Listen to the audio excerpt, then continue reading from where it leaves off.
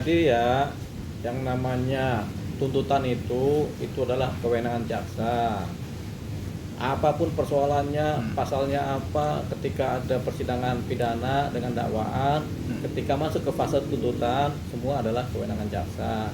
Tentu jaksa mengukur dengan ancaman hukuman yang ada, paling lama berapa tahun, gitu. Jadi kalau kasusnya di kita Mirsani kan paling lama 20 tahun itu, kalau TPPU kan. Ya makanya dia ambil di wilayah 11 tahun. Apakah itu rasional? Ya kita nggak tahu rasional apa tidaknya, tapi memang jaksa ketika menuntut mereka merapatkan dulu dengan jaksa di atasnya, dengan petinggi-petinggi yang sudah tercantum dalam surat perintah penanganan perkara. Jadi jaksa kemudian akan rapat itu berapa tahun yang pantas dituntut begitu. Jadi ini keputusan kolegial kejaksaan, keputusan institusi dan nggak bisa diganggu gugat, yaitu tuntutannya seperti itu. Apakah itu kemudian dianggap berat atau apa, ya timbang-timbang masing-masing. Bagi terdakwa berat, bagi pelapor kita nggak tahu, bagi majelis hakim kita nggak tahu. Tapi tetap walaupun jaksa menuntut, tetap hakim juga yang memutuskan. Gitu. Nah ini kan Bang, kata Niki kalau terkait tuntutannya ini ditambah-tambahkan. Faktanya menurut dia tidak seperti itu katanya Bang. Ya, itu kan pikiran terdakwa sama pengacaranya. Makanya kita bilang bagi terdakwa selalu tuntutannya itu berat, begitu. Bagi jaksa enggak, bagi hakim dia belum tahu, begitu. Jadi ya pastilah berat tuntutan itu. Apalagi 11 tahun kan. Coba aja kita pikir-pikir. Dituntut 5 tahun aja, kalau diputus 2 tahun kan berat. Sekarang dituntut 11 tahun. Bagaimana hukumannya? Kalau hukuman 5 tahun aja udah berat juga kan, gitu. Makanya terdakwa pasti protes, begitu. Nah, ini kita ini kan terdakwa di perkara itu kan. Ya dia pasti protes lah. Wajar dia protes itu. Ya makanya itu kan, itu pikiran dari terdakwa. Selalu begitu. Semua terdakwa ketika dituntut hukuman yang berat selalu akan protes di sisi-sisi itu. Ini tuntutannya ngarang nih, ngawur ini. Padahal tuntutan ini dasarnya adalah pertimbangan-pertimbangan dari kolegial jaksa yang melakukan rapat gelar penuntutan namanya. Jadi ketika sudah digelar penuntutan, rapatnya ini diputuskanlah ancaman hukuman yang sekian, tuntutannya sekian.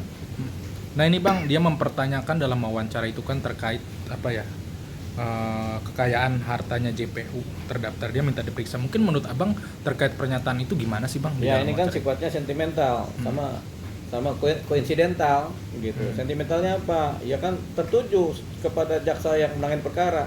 Sebenarnya kalau meminta jaksa kekayanya diperiksa kan semua jaksa, tapi ini kan semua tertuju kepada jaksa yang menangani perkaranya kan. Jadi itu sifatnya sentimental dan memang koinsidental juga. Secara kebetulan jaksanya adalah yang menangani perkara. Akhirnya Nikita Mirsani kemudian meminta jaksa kekayanya diaudit kan begitu. Nah ini terkait pledoi mungkin Bang, nantinya kan agendanya minggu depan ya Bang, Ya. mungkin Habis penuntutan ada pledoi, habis pledoi ada jawaban terhadap pledoi dari jaksa, sanggahan terhadap pledoi. Kemudian dari sanggahan terhadap pledoi ada yang namanya duplik.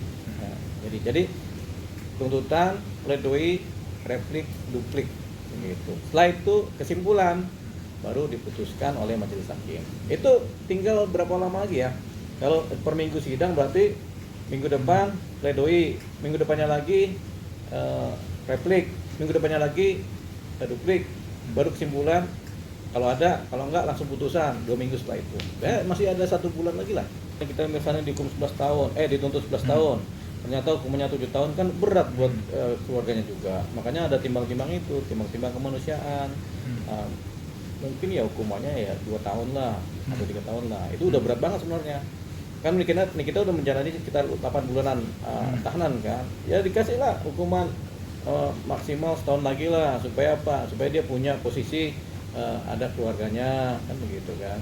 Atau dilepas aja sekalian kan begitu kan, karena kan udah dijalanin juga. Tapi ini nanti akan panjang kalau langsung diputus bebas ya, karena ada masa 8 bulan ini yang harus kemudian diklarifikasi oleh majelis hakim maupun jaksa. Mungkin jaksa kan banding gitu. Jadi ya masih panjang sebenarnya, tapi timbang-timbang jaksa unsur keluarga itu penting begitu. Nah ini Bang, menurut Abang nih Bang, tadi kan di dalam persidangan itu sikapnya itu disorot gitu Bang, terkait dia tuntutan dalam JPU itu, JPU menuntutkan kalau perilakunya dia juga mungkin bisa dibilang hal yang memberatkan juga Bang, salah satu. Ya memang, jadi setiap persidangan pidana selalu baik hakim itu, terutama majelis hakim, akan menganalisa dan menilai perilaku terdakwa selama masa persidangan. Perilaku ini penting, proporsinya bisa sampai 30%, 40% dari nilai putusan hukuman. Begitu. Jadi kalau terdakwanya sopan banget, mengakui dan menyesal, mengakui bersalah dan tidak mau mengulangi perbuatannya, mungkin itu udah mengurangi 40% dari ancaman hukuman yang diajukan jaksa. Hakim langsung berpikiran, diputuslah kurangin 40% dari tuntutan gitu. Karena hakim juga paham, oh ini sudah bertobat namanya kan orang bertobat kan lebih ringan hukumannya.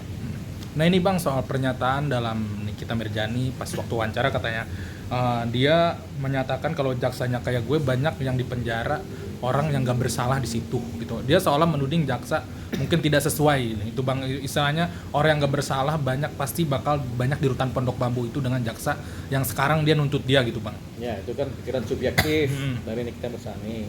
Jawabannya tidak begitu.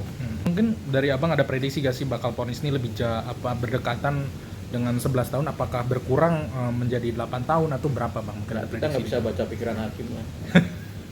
Perkaranya juga kita nggak detail ikutin, di persidangan juga kita nggak tahu isinya apa, tapi kalau kita suruh memprediksi kita nggak bisa, karena pikiran hakim itu susah diprediksi.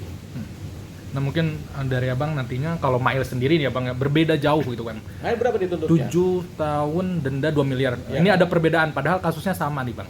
Kasus sama tapi kan siapa berbuat apa? Siapa berbuat apa ini, siapa jadi sutradaranya, siapa pelaku penyertanya. Nah dalam konteks ini kemungkinan jaksa mengira atau memprediksi atau menduga atau jaksa menganalisa bahwasannya sutradaranya adalah Nikita Mirzani, pelaku utama, sementara yang turut serta adalah Mail begitu. Jadi yang turut serta itu selalu lebih ringan tuntutannya daripada pelaku utama.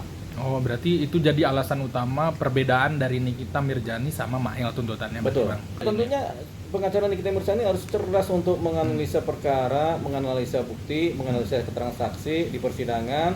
Jadi pengacara Nikita Mirzani harus meramu pledoi yang paling bagus bagaimana, yang meringankan bagaimana, yang membuat bisa lepas dari hukuman bagaimana. Mereka pasti tahu itu.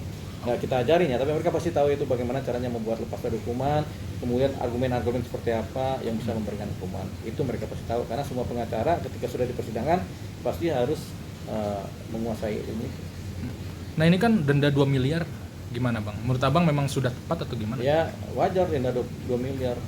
Setiap perkara sekarang yang hukuman-hukuman ancaman hukuman di atas 6 tahun kadang-kadang banyak yang ada dendanya, dan atau denda sekian, dan atau denda kan begitu kan. Itu di undang-undang yang terbaru selalu begitu, 2 miliar lah, 6 juta lah. Nanti kalau nggak dibayar ada masa subsidi hukuman pengganti lah begitu.